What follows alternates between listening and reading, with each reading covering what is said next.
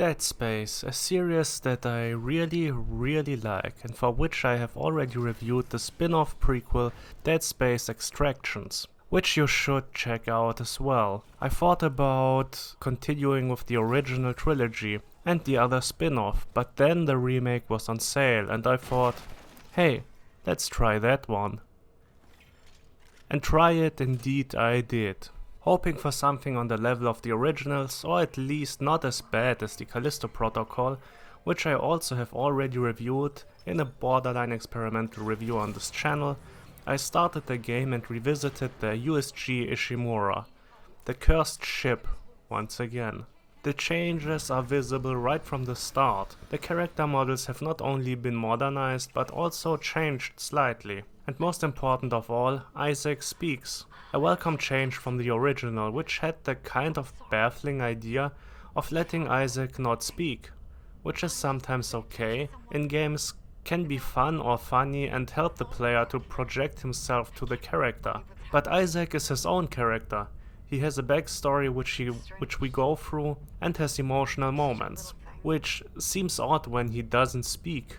Here he talks and reacts and has his own ideas and reactions. But let's get back to the game itself.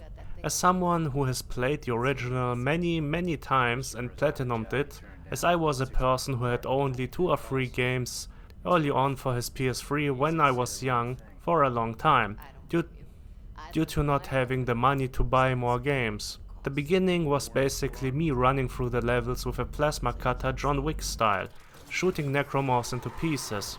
Necromorphs are mutated zombies, by the way, for those who don't know. Think of regular zombies that turn into a horrific, The Thing-like monstrosity. Cool, disgusting and brutal. But after the first 3 or 4 levels, something changed. It became unsettling, all of a sudden. I walked into a room that should have been familiar, but wasn't. As I rushed through the start of the game, I was basically like the DiCaprio meme, of him pointing at the screen seeing something familiar. But that room eventually looked different from the other rooms that I remembered so well. From here on, I realized many more small changes. Nothing groundbreaking for the most part, but things that were different compared to the original. Things that were fresh. I was used to the corridors, basically knew where the necromorphs will jump out from and other special events happening.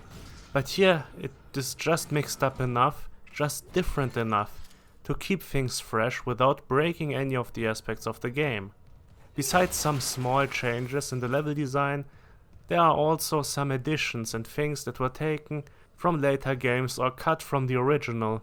The Puka enemies, for example, are a bit different compared to the second game, and I think they are based on a cut enemy from the original. The power nodes are no longer used to open certain doors. We have fuse boxes to activate or deactivate in certain areas that will turn on or off certain functions in an area.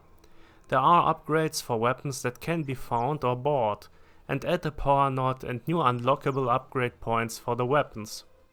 We also have the ability to fly through zero gravity areas instead of just jumping through the area, and also probably the biggest change is that you can use the tram on the Ishimura more freely, which means you can return to areas you have unlocked once again when at certain points. It's not bound to the chapters anymore, which makes sense as there are now also side missions which can be solved sometimes only a while after they were picked up, or in some cases stretch over several stages of the game, meaning you will complete them only later in the game. These are all changes which are not bad and some might think improve the game. For me personally, I have to say I like both approaches. I liked how well the original was structured, the power node system which made you think when you can sacrifice a node and get maybe more resources, or better save it for now and become more powerful by using it on yourself. The jumping between surfaces was also cool, but flying freely offers more possibilities. Even though I was sometimes not only fighting the necromorphs in 0G, but also the camera in those sections. The side missions are a nice addition, and while I could have lived without them, I still ended up completing every single one of them, and it does add playtime and some nice scenarios, and also some more resources or upgrades, or other goodies. The weapon system also feels like it has been just extended more. It's not better or worse, it's just more. Some boss fights have also been changed and some parts of the game have been changed a little more than others, but overall that was fine, I would say. The weapons are mostly the same as in the original, but some functions are slightly different. The flamethrower feels a bit more powerful and the laser gun is different in use. You can use the laser like you would expect, as a laser beam that cuts through enemies, but also the secondary fire mode that works like the original laser gun by creating a powerful shot that needs to be recharged. There's no more all-around shot that can be used like in the original, maybe with an upgrade.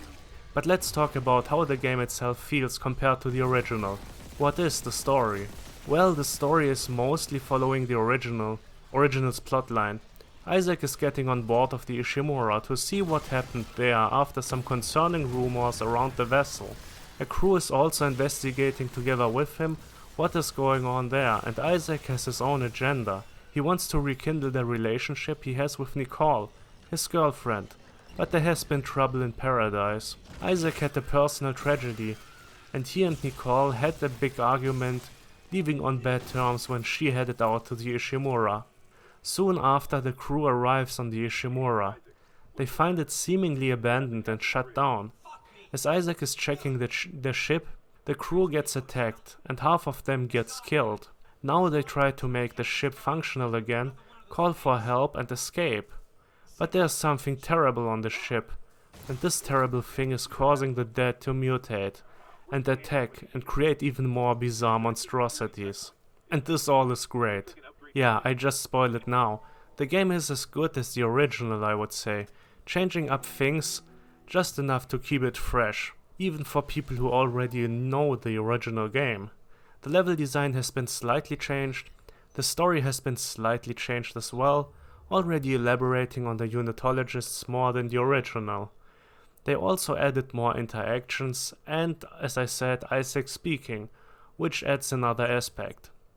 They also added more survivors on the ship, which I personally didn't like all that much, but I guess they wanted to not show only Hammond, the security guard, and Kendra the official, which joined Isaac to the Ishimura, which I can understand on the one hand, but I also liked it more to see only the two guys most of the time in the original, as it gave the ship more of a ghost ship feel, and made me more invested and familiar with these two guys that joined me.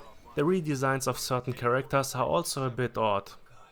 Nicole looks quite a bit older, I would say, and Kendra has a pretty full face. I don't know how else to put it. I'm not meaning it bad or mean in any way, but she just looks different. Both of them do. Even though I have to say the characters looked all a bit samey in the original game, which is probably because of the engine and technical limitations back then. I just wish they would have come up with a better final boss, but it's basically the same as the original game. The game offers a lot of content though, especially in the form of replay value, with the extended weapons upgrades system and the New Game Plus, which I heard has even an alternative ending. It is quite a bit to offer, and I found myself using different weapons than my usual favorites which I was using in the original game. Something that I thought was interesting. Dead Space was a blast. I would say it's on par with the original, but not just retreading familiar ground, but also adding some differences and updates to the game. It feels fresh despite being a remake, and that's a big compliment, as the game is based on a PS3 game which already offered a lot of good stuff.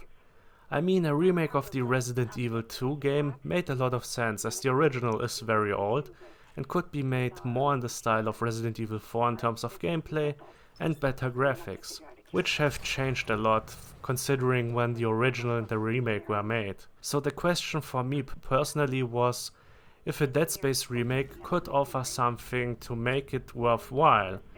And after having played it, I can say yes, it does. While not overhauling every aspect, it does enough to be worth your time, even when you have platinumed the original. It's a similar experience, but not the same. This is a good one, and I would have loved another remake or a sequel, but seeing how things go, I assume that's unlikely. But we can still enjoy the remake and the original games. And Dead Space, the remake, will get a 9 out of 10.